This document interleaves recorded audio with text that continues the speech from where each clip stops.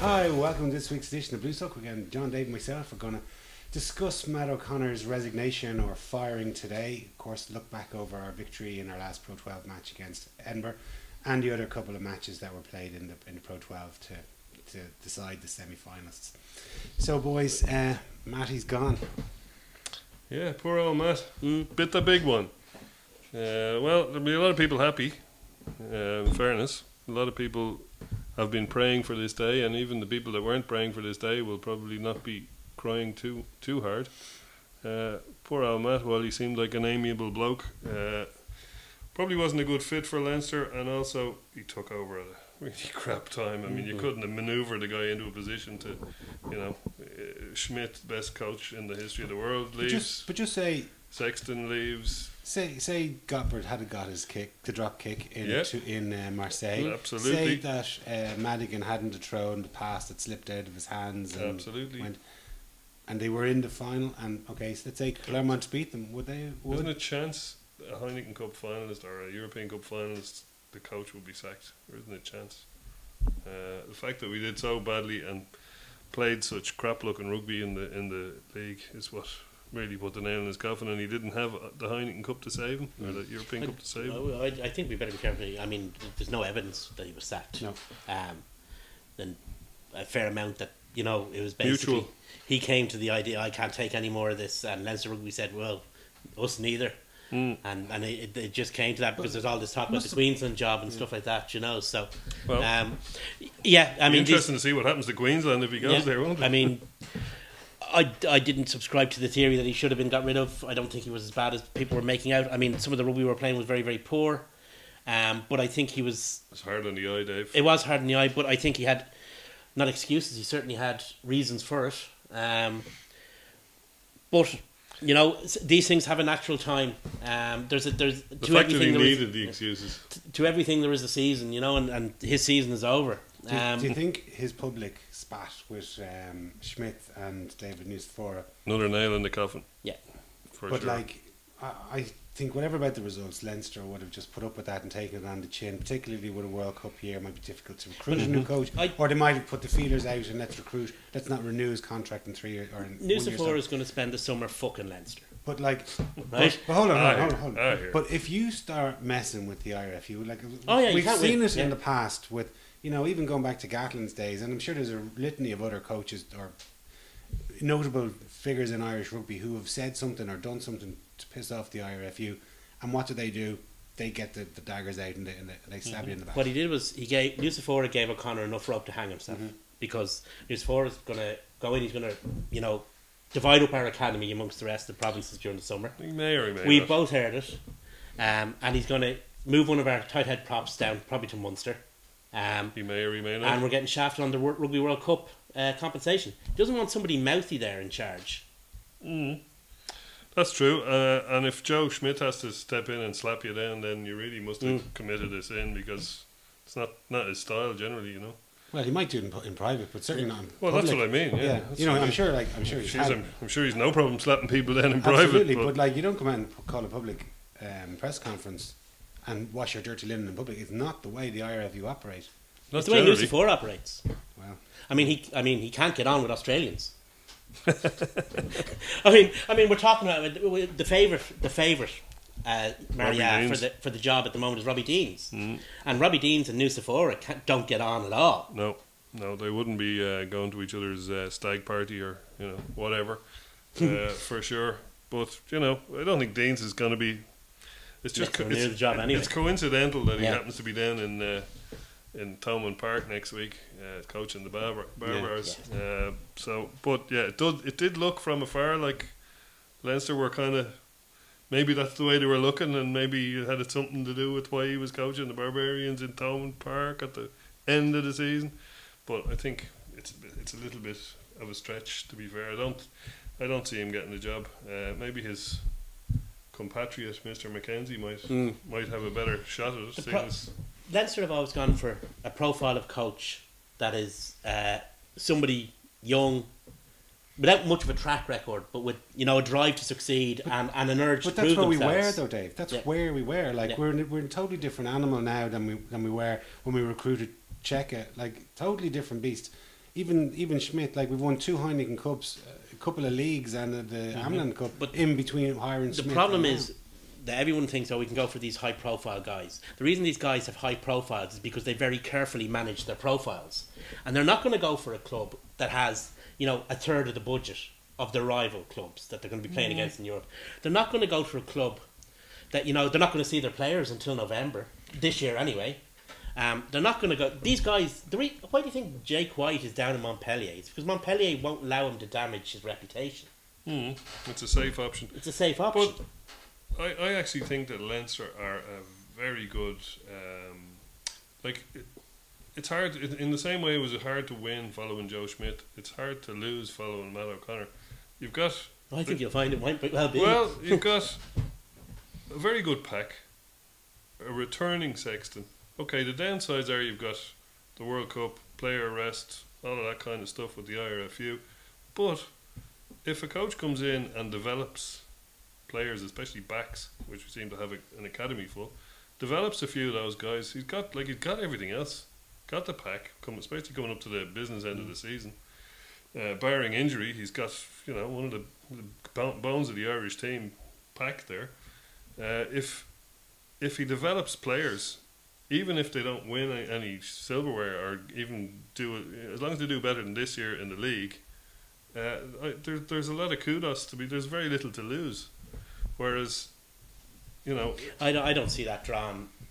A guy on the level of a Jake White or anything. Oh, not at all. No, we might get somebody like you mentioned, Ewan McKenzie earlier. Right, he'd be an option because he'd be high profile too, though. He's high profile, but he's damaged goods. You know, so he has to rebuild. He's something to prove. He has to rebuild his reputation. So that brings him kind of into where this is the perfect kind of job for him. So he might be an option. Yep. But some of the real high profile guys, I mentioned it earlier about the guys. You see these managers in football like Rafa Benitez, Mourinho, the guy who was managing Man City, Pellegrini, and they all swap around the same 5 or 6 clubs every couple of years. Because the reason that they have these big reputations is because they don't actually take any risks with them. Yeah, but there's loads of clubs that are like Man City and Juventus and all the big top soccer clubs in England. They're all very similar. They've all got wealthy backers. They've all got huge stadiums. But they don't step outside the G14 group. But hold on a second. If you look at rugby, there's very few kind of like there's big English clubs, but those English clubs have a salary cap. The French ones are a bit mad because it could be some owner could come in and buy a third division team and all of a sudden there's billions coming in and they're like Toulon. But like, you know, most of the other clubs in world rugby are run by their unions, whether it's in South Africa, New Zealand, Australia, you know, to a lesser extent Scotland and Wales to a degree, and Ireland, and that's really where like. So you've got a number of a number of coaches who just do, and their whole modus operandum is to get a international gig. Like that's their whole. That's thing. what they all want. Yeah. So they've all got to go and use a stepping stone. You've got fellas who were international coaches going down the hill, or you've got young fellas like Michael Cheika who are going up the hill, or Schmidt, and it's just you have to back the right horse, and it's hard to, you know, you want to back a guy that's on his way up rather than a fella who's gone over the hill and going down. But at the same time, if you're a stepping stone club, we'll say, you're not going to get a guy at the very top. That's the other side. You look at Leinster's last, say, 5 coaches. 4 of them have all gone on to coach national teams. Cheika, Schmidt, Kidney, before that Matt Williams, and before that Mike Ruddock. So actually 5 of the last 6 coaches have gone and progressed their career by being in Leinster. Now O'Connor probably won't, and but it would also be fair to say that 4 of the last 6 coaches were failures for Leinster. Would it be fair to say that? In sense of, I mean, was Williams a failure? I don't know. I hesitate to call him a failure. Well, but one of the first. Interesting when he said his first game there was 400 people. And his last game was 43,000. Yeah. So. I mean, there's an element there of that. But I mean, Ellis certainly was. Kidney ultimately was. It was messy, but he was unbeaten in the Heineken Cup. I know, but it ended messily, and obviously now we've got O'Connor. So there is kind of a moral hazard when we hire a coach that, you know, it doesn't always work out. And the thing is, but that's life, isn't it? Everyone moves job, and sometimes you go into a job and you say, "This is the best thing I've ever done." Sometimes you go into a job. What I'm saying is, there's 3 types of coach out there. If we say there's the young guy who's hungry to succeed, there's the guy who's already at the top, and then there's the guy who was at the top and then had a bit of a fall for whatever reason. I think we're only in with a shout with two of them. Yeah, well, who needs the top guys, because they're like a couple of things. But it's surely if you coached South Africa or coached New Zealand, Do you it's want a bit to of a come coach? down. No, isn't yeah, it? Do you not think? Yeah. Depends on where you're going or what your trajectory is. Like Dave Depends on said, the you kind could of be guy on the you way are. down, or Yeah. you could be, But how do we have no money? I don't know about that. Yes, there's 3 or 4 French clubs that have. When I say no money, I oceans. mean in relation to the. But in relation to anybody in England, we have got as much money. Yeah, but we're not In being terms judged. of what we're we not, can get We're not onto being the judged against how field. we're being judged. Leinster have been judged with how they do in the final stages of the European Cup. Yeah. Right. So the clubs you're dealing with are Toulouse, Toulon, Clermont, and we say Saracens. But we've already started to suck in money from 4 guys like Dennis O'Brien to 4 play years for ago, players. 4 You might years- have to. 4 years ago, we beat Clermont Are we allowed to talk about Dennis O'Brien on this? in a semi-final. 4 years Let ago, me check. Are we Yeah. working for a news talker? Please talk about these. But 4 years ago, we beat Clermont in the semi-final by the narrowest of margins. 3 years ago, sorry. And this year we were beaten by the narrowest of margins. Like, you win some, you lose some. That's life, and that's sport. So, like, we were there. We were very, very close to getting into the European Cup final this year. We were. By a bit of luck, we didn't play. A foot We didn't play on a Jimmy Gopper sexy dropper. rugby this year, but it doesn't No, matter. but the point I'm making is no, I agree with you. That's the standard we're judged at. We're not judged by the standards of, we'd say, Bath or Wasps or, I mean, great clubs, great traditional English clubs, great names in the English game. But they're the level below us in terms of where we want to be. We want to be winning European Cups, winning Pro 12s. I mean, they do as well, though. Yeah, but Yeah. And they have. but there's a level of, I don't want to say expectation, but there seems to be a level of Well, there's a sense of entitlement. there's a sense of entitlement. I didn't want to use the word, but no, I'll bow There is. to your But there is. but And there is, like, yeah. Come on, there is. And that's wrong because, look, we're all old enough. Maybe some people aren't, but some people, most of us are old enough to remember going The to shit watch, old days. Leinster play in front of 4,000 people on a freezing cold Friday night in Donnybrook. And there was no way we were ever going to get like I remember going over to the Heineken Cup final in 02 in Cardiff when Munster were beaten by Leicester, and I remember looking around and seeing 75,000 people in the stadium, and 60,000 of them were wearing red jerseys, and I was thinking, God, if we get to the final, it would be an embarrassment because there was no way we could do this. There's no way we could fill the A lot of stadium Welsh fans. in 02. Well, maybe so, but in 02, but whatever it was, 6-7 years later, when we did get to the There we final, were. we did manage to fill. But then we were allegedly unwrapping our Leinster jerseys as we got off the plane out of the cellophane. But the ironic, well, I remember a certain night in Club Odessa. Do you remember that, Jason? Yeah, I do. But there's a certain. I forgot what I was going to say. You completely knocked me off at that point. Yeah, no, there's a certain element of our season by our standards, because we did poorly in the league. It has been a poor season. I mean, you can't argue any other way. Well, if you right? can't beat the budgets of the Welsh regions, for example, which is literally half by our Leinster budget. standards, we had a bad season. By Munster standards, we had a great season. Conversely, Munster, by their own standards, had a terrible season. But by our standards, had a great season. Now, I don't know what to make of that, but, Munster, out of all the provinces, probably have, and we probably come to this a bit later, but they probably had the least respect for the league out of all the provinces. I mean, no matter what they did in the league, it was Asher. It's only the Celtic League. Yeah. And that's changed in the last couple of years, but they were the last to change, and they probably looked down on it the most. Ulster were very happy to be winning it in 06. We were very happy to be winning it in 08, and Munster won it as well, though. Munster won it in 09 and 11, but they always thought it's not Well, it's the a same. bit like sort of the GA, the Championship and the League, and But it's like 90% of the emphasis is on. we would always Championship, consider GA. possibly out of all four provinces, including us, we always considered the league. We always gave the league the most weight. But that was probably because We had no other in choice. the greater scheme of Yeah. things, Yeah. But we did come third or better for the last 10 Yeah. years, did. until But this then year. if you look at some of our results in the Heineken Cup prior to 06, we were pretty ordinary. Like, got to a few semi-finals. But to go back to never my performed. original point about where we see ourselves as a club, right? We see ourselves as a club in the playoffs in our league, and in the semi-finals at least. But that's a minimum. In Europe. That's a minimum. Yeah, but that's where we see ourselves as a club, right? That's our decent, that's our season acceptable level, right? The only other clubs who compete on that level are the likes of Saracens, Toulon, Clermont, and Toulouse, Leicester. and Leicester. I think that it won't be feasible for Irish and English clubs. No, I don't think it is to do either. it every year. You'll have to do it every second year because if you focus on Europe one year, you'll do shit in the league and you'll have a shit seeding for Europe the following year. And we can't And that afford means to. that you're going to have to focus on the league the following year, and then you might get to focus on your. That's So, the way it's going to play out. To tie it back into the coach discussion, the coach who comes in is going to have to be very politically astute, which I don't think O'Connor was. Whatever you could say about him, he wasn't politically astute. To be able to play off these requirements against one another, and at the same time make it look like he's taking everything very, very seriously. I mean, it's a tricky balancing act. It is, and not to slag off the IRFU above all else. That should be a lesson to be learned for the incoming coach. But like, be funny to have Les Kiss, because Les Kiss and Ewan Mackenzie are fairly big mates. They used to do a podcast together, in fact. Yeah, that's right. Yeah. And if the two of them were coaching two provinces, wouldn't that be a bit of crack? Would be, yeah.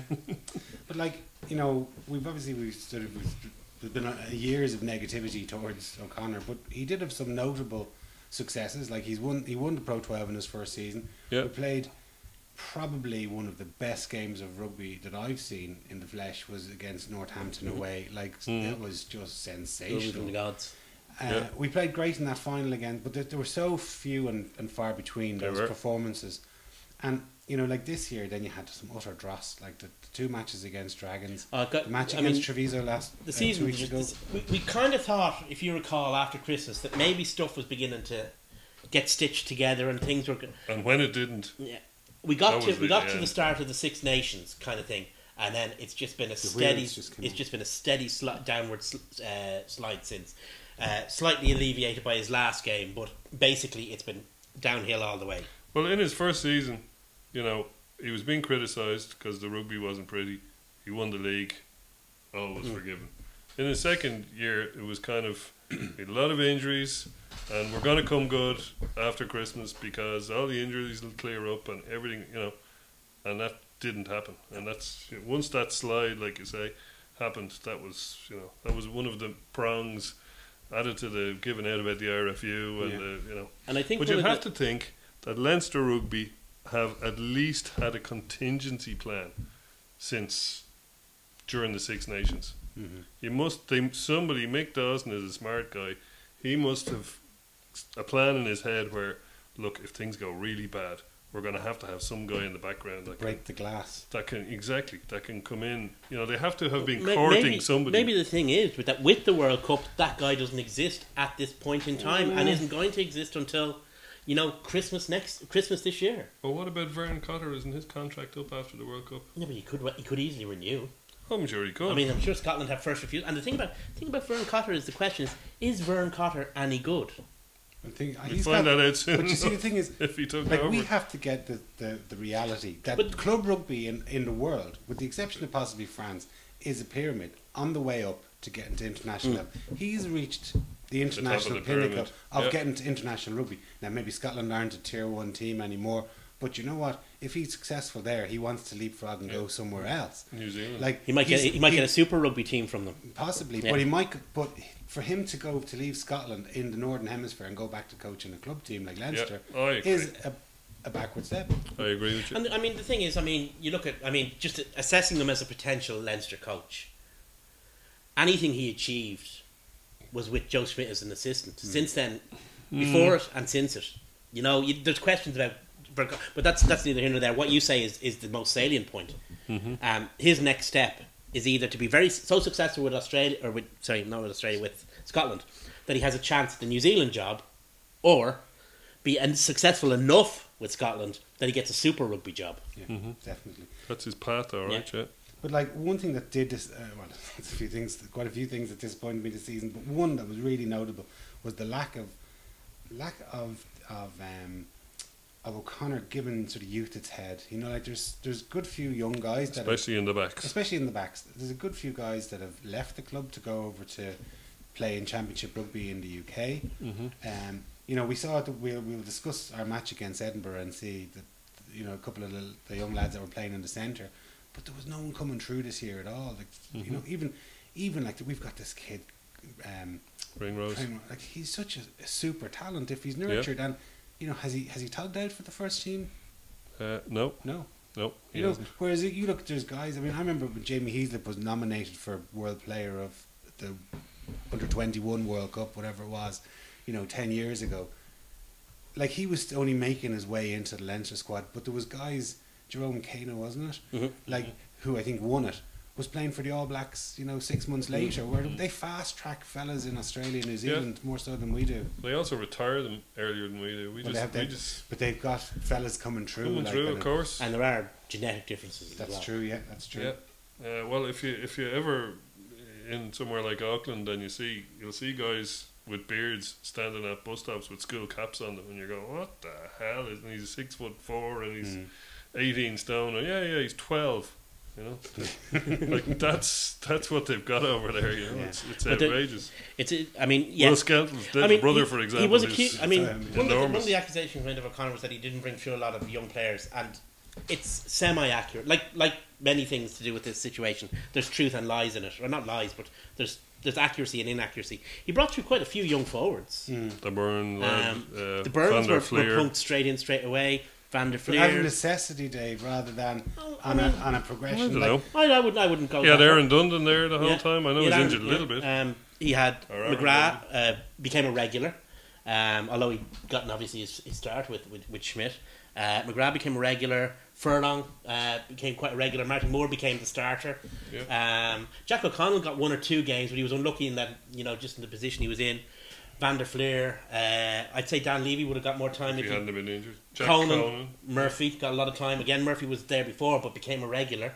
Well, on the other hand, though, Dave, look at where all our Ireland players are. They're all in the pack. Yeah. So who did he need, fellas? No, that's what he needed, fellas. We only lose Carney. He's the only starter. And like, if you look back at, say, in the backs. you know, if you look back, maybe we're just not that good. If you look back at the teams that were selected when, as you mentioned earlier, you know, from Christmas onwards, and the wheels came off the wagon, you know, the guys that were filling in for when the Irish internationals were away was McFadden. He was coming back from injury, so when then Dave Carney, you know, these guys are Irish internationals, but weren't in. Even Luke Fitzgerald. Then you had Kane Douglas, who looks like a club player rather than I don't know what the an story is international. there. You had Kane Douglas. You know, like, you're talking about seasoned internationals that didn't seem to want to play for him.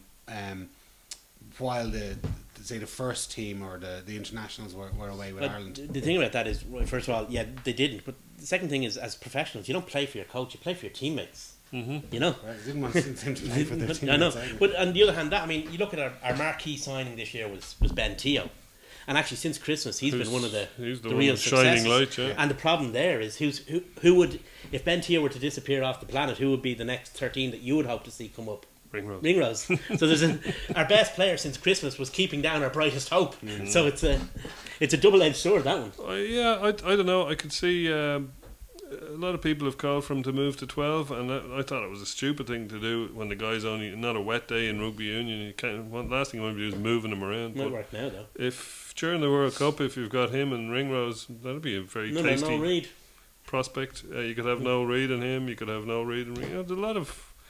I mean, the thing fellas, is, if you're a coach, going back to what we were saying about, you know, we were saying there's negatives about, but there is actually positives as well about taking the Leinster job. And one of the positives is the Leinster school and club system. If it's left alone, it does produce a lot of players to come into the senior team. And you've got, you know, the thing is, the reason why this whole thing has been, the whole mock-out thing is, people do genuinely care about Leinster. Of course. And it's become a subject that's at the front of people's minds. Now, you can argue about whether it went the right way, whether it went the wrong way. That's neither here nor there. At least people care about which mightn't have been the case 5 or 6 years ago. You know, Gary Ella's rubbish. Who's Gary Ella? Where's the first Gary? You know, whereas now it's like mock out, and it's roar and it's arg. But you know, at least people care. I mean, they might care too much, but is that a problem? I think that's the good one of the good things about his unexpected departure is that the the Matt O'Connor apologists and the Matt O'Connor out people can begin to inhabit the same space again and have a You'll be building bridges, will you, John? and have a bit of things they can agree The on in problem is future. every time you hopefully. build a bridge, a troll lives under it. No, but in terms of the thing, I mean, but the question is, I mean, what happens if we get a coach in, like, and we play some lovely rugby next year, right? And we finish fourth and we lose in the semi-final, and we get to quarterfinals of Europe and we lose. Is that a better season than this year? Hard to know, but If we develop a load of backs and play decent rugby, But then if we do it the year after then that yes. again, but you have to be realistic. You can't expect to win the Heineken Cup or the European Cup every single year. No. And be in the Pro 12 final. Like Not we only just, that, but you got to as, develop. as we mentioned earlier, we just happened to be alive for a mad coincidence of all the stars and the moons Yeah. and the sun all realigning in such a way that we got to 3 Heineken Cup finals and won all 3 in the space of 4 years. Like, Yeah. Okay, Toulon are pumping millions into their club to get to that. Mm-hmm. Whereas we pretty much did it with a couple of imports and all Irish, Mm-hmm. the mainly Irish-born players in our team. Whether that happens again in the future, who can tell? But we lived through a very special time for Irish rugby. Yeah. That mightn't happen for a long time, not because of the money in France, just because the players mightn't be good enough in the or club. the distribution of the players might be different. I mean, there's no reason why Irish rugby, like the national team, Yeah. won't continue to be as successful, because at the end of the day, and as much as we all dislike sometimes being beholden to this, the reason why Leinster exists, the reason why Munster exists, the reason why Connacht exists, and the reason why Ulster exists is to provide players to the national team. Absolutely, Yeah. That is the be all, the end all. That is the raison d'etre. Mm-hmm. And it annoys us sometimes. It annoys us when there's interference from coaches, or when we lose players from matches when we need to win them. But at the end of the day, that's what brings the kids out in the green with the rugby, with their small rugby balls and their Leinster jerseys to play. Is the success of the national team. Yeah. So it's a hard balancing act. Yeah, it is, and so is trying to keep all your players in 4 provinces, and trying to rather than lose them to France, send them to Connacht or to Munster or to Ulster, or send the people we need from Connacht, Munster, and Ulster to us, or I mean, having a structure that does that, like you say, there's bad things about it. If we're fighting hard and developing a load of guys in an academy and then we lose them. But, if we get people in positions where we're lacking, what harm? Plus, we're probably going to engineer it so that the guys we lose, if there's 2 or 3 guys in a position, we're going to take the pick and lose the ones that we don't pick, So, plus, there's an element of the players having to agree to all of this. Like, if somebody is being sent to Munster and they don't want to go, I'm sure there's nobody going to hit them over the head with a stick and tell them they have to They go. can just go and sign on. They Yeah, that might be the case. That's the end of it. I mean, that's Well, it's like Henshaw. yeah. Just for argument's sake, he might say, "Well, I want to move to Leinster." And they might say, "Well, you're not. You're moving to Munster." He might say, "Well, you know what? I'm off to Northampton." Well, then they might turn around and go, "Okay, you can go to Leinster." So this, there's no. It's not like the IRFU or the big bad wolf. Like they have to play a little bit of politics too, even though they hold most of the cards. They've got to keep everybody interested as well. It's not. It's not in their interest. I've often said the IRFU created the perfect system by mistake. In And then that, they might destroy it on purpose. in order to generate enough players for their national team, which is to a certain extent the be all and end all, they created a strong provincial system, which on occasion threatens the national team. It's just the way of it. But And it certainly damaged the clubs in from where they were in terms '95. in terms of the coaching candidates, just to take it back to where we are right now, because we're a club without a coach. Well, we've an interim head coach at the moment. We have to identify what's going to be the best thing for Leinster and what's going to be the best coach for Leinster. I mean, we kind of went a little bit high profile with O'Connor in relation to what we'd done previously. Players all liked him. They genuinely, you can see that they genuinely like him. Yeah. Is Ian that, Madigan's a big tweet Yeah. out there saying how much he'd learned from him, and is that necessarily a good thing? Yeah. Maybe what those players need and what it We looks like they discussed need it before. Build is- up the arts. is discipline. Yeah. Cheika was a disciplinarian. Schmidt was Schmidt's a the school disciplinarian. teacher. Certainly in terms of in process, he was certainly a disciplinarian. So, maybe the idea that they were at a stage of their maturation where they could, you know, relax the reins a bit and, you know, have a bit of input themselves. Maybe that's just not the case with that particular bunch So of what players. you're saying is the worst thing in the world would be somebody like Carlos Spencer comes in to coach us. I and wouldn't says, let the Make it up as you go along, guys. I wouldn't let That's what I them into did. the RDS. So I wouldn't. But like you could see, we became extremely sloppy in a lot of our Yeah. back moves. There was passes that were thrown, you know, over their heads or shoulder height. Mm-hmm. Very few times did you see 5 consistent passes with the guy running onto Maybe the there ball was no at pace. fear of failure. You Well, see, need Well, be- that's the thing. Like I mean, there was no fear of punishment. but for you know, I yeah. mean, like we've all heard stories of when Schmidt is with Yeah. our Ireland or Leinster training session that the ball isn't dropped. You know, Mm-hmm. whereas if you're doing it in practice, and you're going to do it in the matches. Yeah, Mm-hmm. huge And element like, of that. I mean, I can remember being again over in Marseille, and I know it was a horrible day insofar as that the Busy rain rain. just didn't stop falling. But like, we were dropping balls that really, Shouldn't have if you went down and watched your local club play, and you saw a guy making those mistakes, you'd nearly say, "Come on, get him off. He's rubbish." Well, that segues neatly into our match against Edinburgh, because we actually did show a decent bit of skills, and we did throw the ball around a little bit, and the shackles were off. I think he said the shackles were off. The shackles were off there a little bit, you know, with the back play, because, you know, let's face it, we've nothing really to play for. You know, Yeah. you know, it was kind of an end of term gig. But there's some lovely, and it seems to be, I think it's in the first try you're going to show here as well, that it seems to be Sean O'Brien, Ian Madigan and Noel Reid were a little trio there that were running behind each other, and you know, O'Brien was really involved in midfield, and it worked both when he was a decoy and when he was, I think in the first one here he actually passes the ball back. Yeah, he plays a lovely blind pass. Actually, we Yeah. were talking about Ian Henderson last week. I think Sean must have been jealous of all the attention that he was getting. Here you go. Bursts a hole, and he doesn't even have the ball.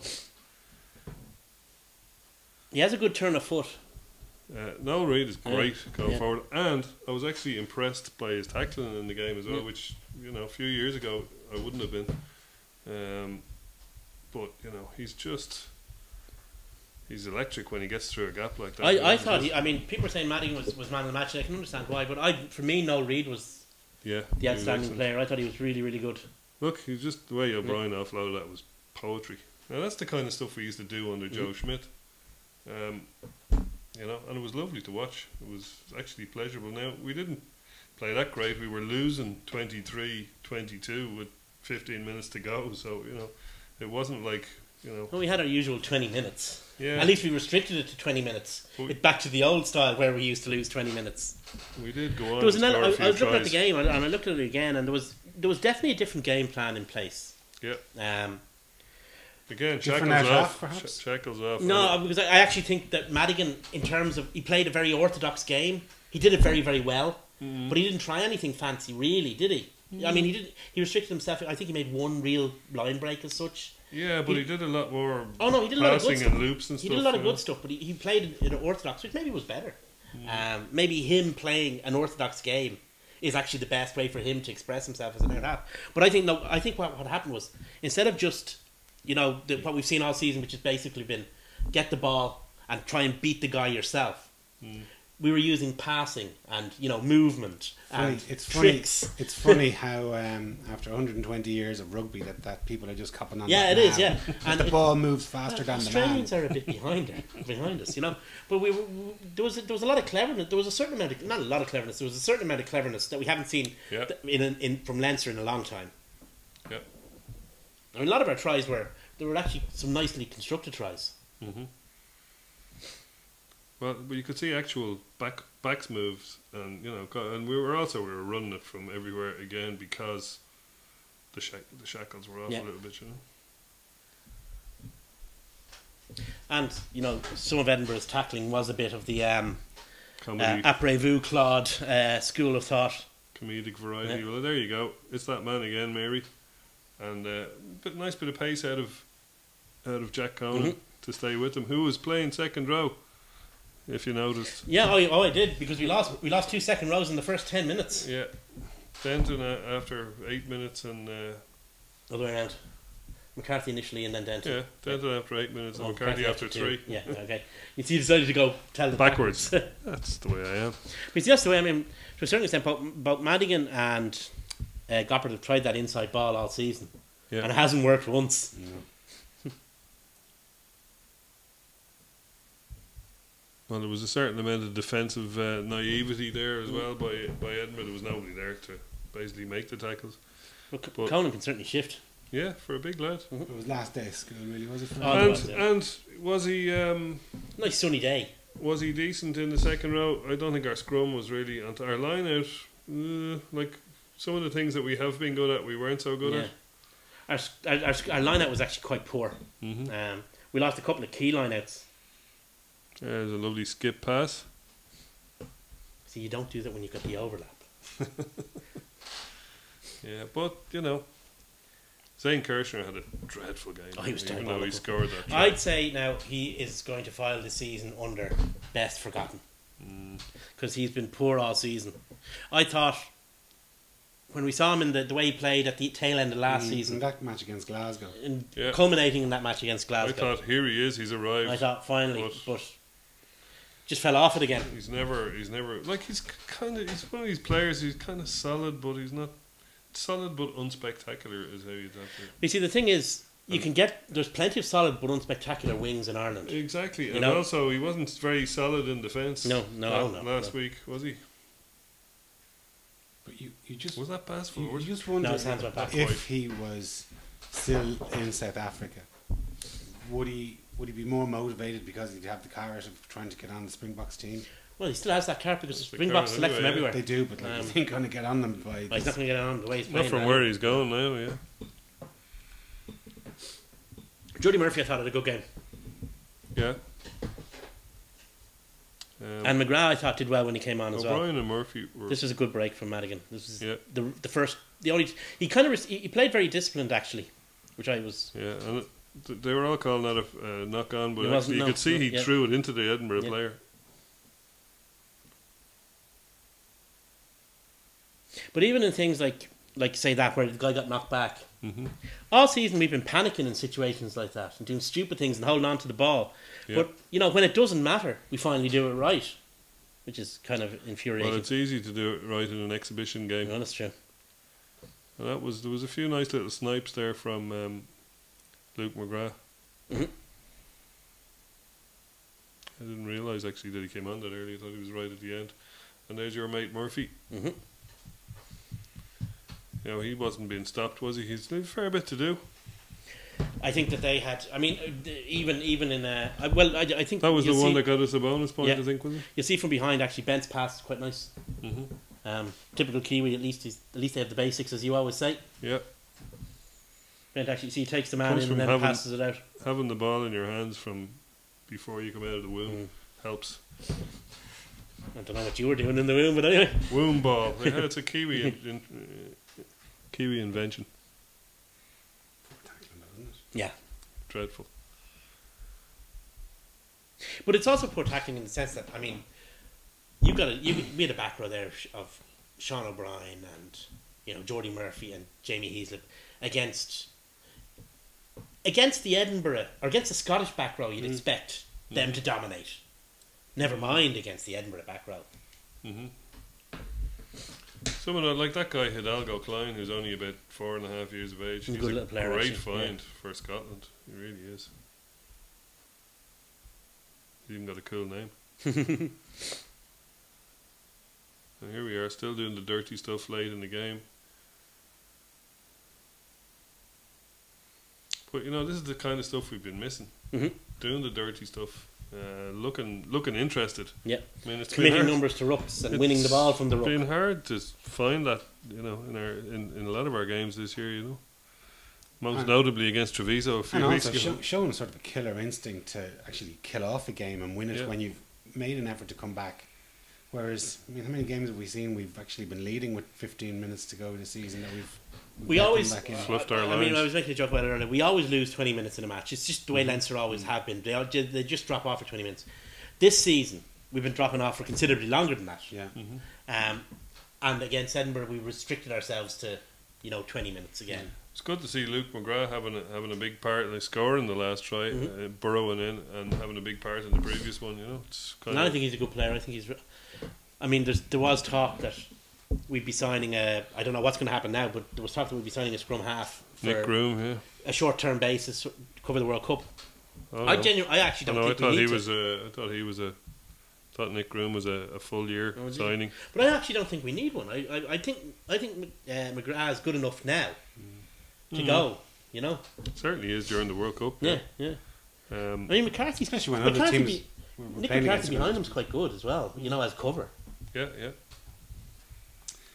Well, thankfully, I suppose the league is over. It seems. And there's no more rugby. There's too much. For us. No, there's no more rugby. But it seems strange, with still 2 rounds or 2 weeks of Pro 12 action to go. That we're just not. We're dead. Not it's an odd feeling, all right. But let's look on the bright side. We can now watch the 2 semi-finals and the final as neutrals without having to worry about our own team. We can actually just enjoy the rugby.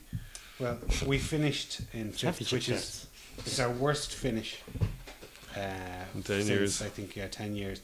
We finished 7 points behind 4th place Ulster, and also we are 20 points behind the number of points we accumulated last season. 62 versus 82.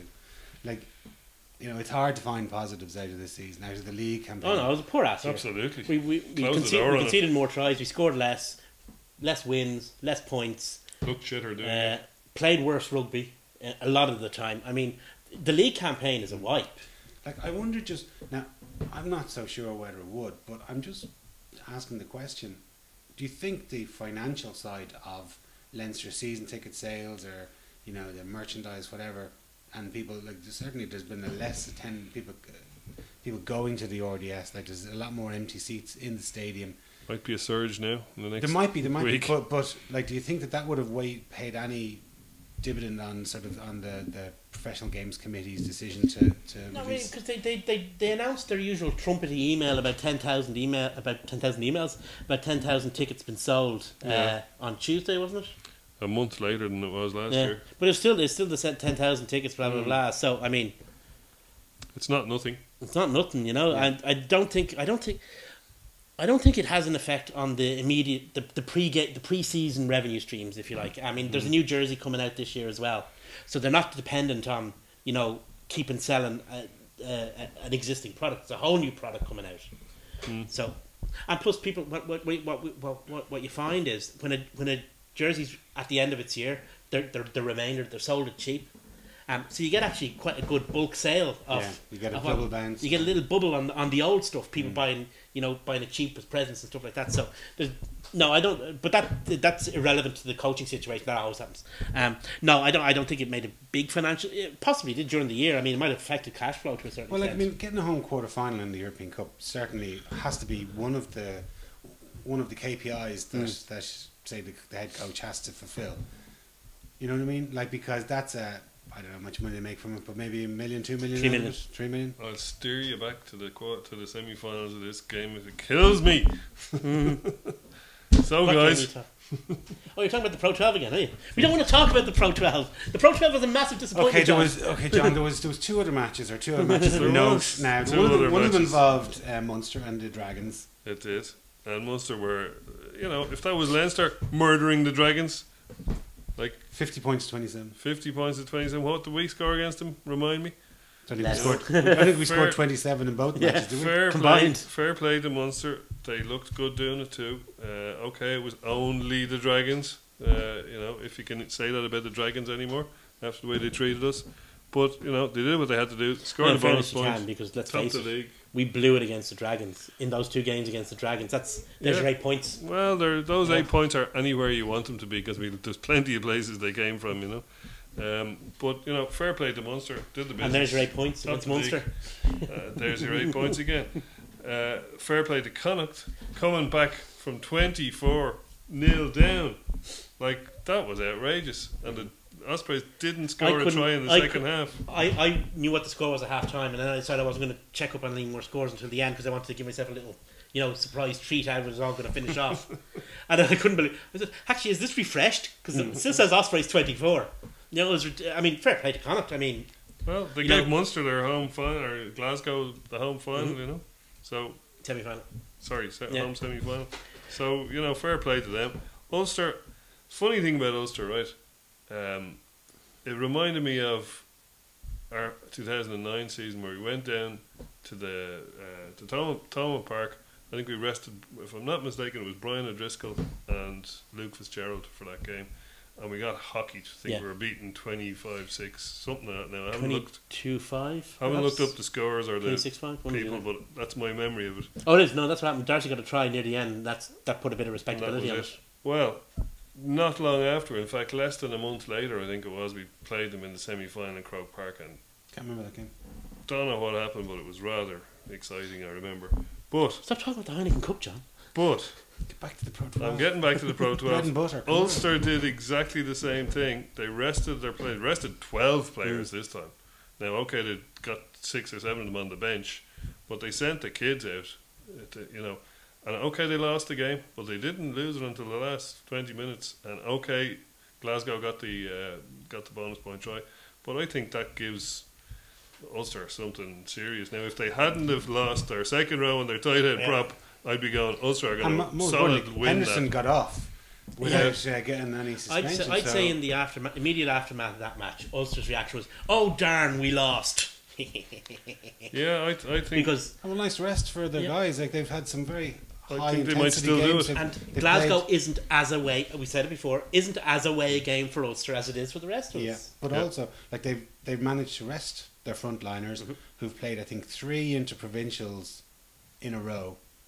All going to be getting revenge in first for international spots and so on. Like they needed probably to rest those guys, and they got their rest in. They still qualified. They play Glasgow away, which probably they had a slim chance of making a home semi-final anyway. And they've also got the carrot of they've got a home final. I think the one problem is, the teams were announced today. Ulster do look weak at 1, 3 and 4. Yeah. Because obviously they're the guys they've lost. Everywhere else, I can't see. They their look back great. line is first choice pretty much. They've got, apart from Trimble, they've got their first choice back line. They've got their first choice. And the guy coming in for Trimble, Gilroy, has been on fire. He's been on fire this year. So it's Nakawara against Tommy Bowe. Yeah. Their only worries are tight head prop, and Glasgow scrum isn't exactly setting the world on fire. But that would have been a big advantage for Ulster. Yeah. And now it's not. So that's going to affect the game. It make for an interesting game tomorrow night, I have to say. I think it might be a cracker of a game. Yeah. And then the other game, Ospreys and Munster. Ospreys full of disappointment after that, because they could be playing Ulster in the Liberty. If they'd scored 1 try, they'd be playing Ulster in the Liberty tomorrow, Saturday or whenever. But they're not. They're playing Munster away. Now, of any teams you'd fancy coming to Ireland to win a semi-final or a final, you'd have to pick the Ospreys. They just have a mentality. I think it's a Welsh thing. The national team has it too, that they can just bring out this mindset when they need it. But having said that, you have to have Munster as favourites. You'd have to have the Ospreys. You'd have Munster as favourites, but you wouldn't be surprised if Ospreys had won. And they are the one. The reason the way they have that thing that the one Welsh team who can do that is because they are the one Welsh team. One true region. They are the only real region there. So, you'd expect Munster to win. You wouldn't be surprised if they didn't, because the Ospreys have beaten all the Irish provinces with a certain amount of frequency. In Ireland. I'd suggest it's an Ulster versus Munster / Ospreys final. I wouldn't write Glasgow. I wouldn't write Glasgow over. No, I actually the one game I'd commit to, like if you like predicting the scores, I do think Ulster would beat Glasgow, because I think Ulster would just have that bit too much class. The other game, I would think that on form and with the players you'd expect Munster to win. But how many times have we seen it? Like, we've gone along to matches and we expect Leinster to beat Ospreys. And the Ospreys probably have the folder right next to the one with how to beat Leinster in their office. It's how to beat Munster, because they've done it enough times, We shall see. They were building a bit of a rivalry in the Heineken Cup maybe 3 or 4 seasons ago. ago. Got quite nasty, actually. Yeah, it did. And I think was it Paul O'Connell got sent off for throwing an elbow. Paul O'Connell versus Alan Wynne Jones is worth the ticket price alone. Oh yeah, well but they've been having rows ever since, you know, Marcus Horn and Elvis Sevialiti and Shane Williams going back, you know, back 10 years more. Yeah. Well, it is the only positive I can think of out of the rest of the Pro 12 season is that we'll be neutrals for it all. We'll really be able to appreciate And it. they are two good semi-finals. They are. Yeah. And obviously, Good league tables don't lie, and probably they are the 4 best teams in the league. But Absolutely. ultimately, that's the thing about a league that's different from a cup competition. Cup competition, you know, however many rounds there are, there's only maybe 4 or 5 rounds in a cup, or 9 in the thing. You only have to be good 9 times. League, you have to be good all the time. Yeah. Yeah. But one, like you said, you know, you want to be a neutral looking at this. Like one, I don't want to be, but no, okay, but that's my but point. you're Forced going to to be. enjoy being a neutral in it. Yeah. But one thing that's going to be a negative for Leinster, from a Leinster perspective, is that our guys are on holidays or having operations at the moment. There's a World Cup coming up. There's some fringe Leinster players who aren't in the shop window. There's some fringe Ulster have the and Barbarians Munster game. guys. Yeah. There's some Ulster and Munster lads who are putting themselves forward. Like Keith Earls is on fire. Sure Zebo is. might have a point to prove, you know, whereas, you know, things that have been slightly different would have been McFadden and Carney, Dave Carney, who missed out on this season's Six Nations. They might have a point to prove as well, you know. There's still a lot of rugby for those guys to play. Yeah. Between now and Well, there's only 5 Reece matches. Ruddock's been named for Yeah. the and Tbilisi there's Cup the team. Emerging Ireland Tour as Yeah. well. There's the Junior World Cup, even some of the younger, well, not so much. You never know. Somebody might bolt. You never know You with never Smith. know. But there's a lot of guys who still have a lot of rugby to play before the squad's named. I think Joe knows 28 of his guys. Well, the other thing is, it's a 30-man squad, or 31-man 31. squad. It's not a 50-man squad, so there's going to be quite a lot of guys who don't get to go. And for the first time ever, probably we've got a 50-man squad to pick for if they're all full. Yeah, it's if they're all actually fit. ironic. The first time we've a overkill of players is the one time we don't need them because it's only next door. We don't have to ship half the squad. You don't have to do what England do, which is send out 2 squads, one on holidays. Yeah, exactly. So where does that leave us for our Barbarians game with Not caring. Robbie Deans not caring? Okay, be a run out for It's a run out, but it's. I mean, some of the Leinster I'd rather players. even play that we played a tier 2 nation than a Barbarians game because They're a bit of crack. they're Come on. always. I mean, they're great crack and you don't learn anything from them really. I mean, do you? Well, yeah. I'd rather Ireland were playing, you know, a good Georgian side down in Limerick than the Barbarians because at least the Georgians would be up for it. The Georgians will be all playing Whereas in the- France Whereas the Barbarians until the middle of July, Yeah, probably. sure. The Barbarians will have to be dragged out of every pub from Hass's Cross to the stadium. That's true, actually, you know. Could be interesting. It is an end of season booze Yeah. up, like. That's the good and the bad thing about it. I mean, I'm sure it's going to be a laugh, but I don't know how much we'd win from it. So just to go back to who's your favourite to replace Matt O'Connor? I'd love to see Jackman get the job. Would you? I Yeah. think it might be a bit soon for him. Well, Still under fantasy contract. candidate grounded in reality. Fantasy choice grounded in reality choice. I think Mackenzie, perhaps. Fantasy or grounded in reality. Grounded. Yeah. And I think Jackman, if I could pick and choose somebody. Well, the other thing you have to think of where are they going to fit in the current, like you've got Gervin Dempsey there as the A-team coach, so if you bring in a guy who's a predominantly forwards or a guy who's predominantly defence, you've got a nice mix there. If you bring in a forwards guy, what's that say about Leo Cullen, you know? So it opens the door for maybe a director of rugby type who's got Cullen and Dempsey handling the forwards and the backs. Maybe somebody who's an emphasis on something like defence. Who knows? Did you hear the question I asked? Could we see? Well, I'm leading up to it. Could we see somebody else appearing back from Kurt McQuilkin or somebody appearing back to look at defence?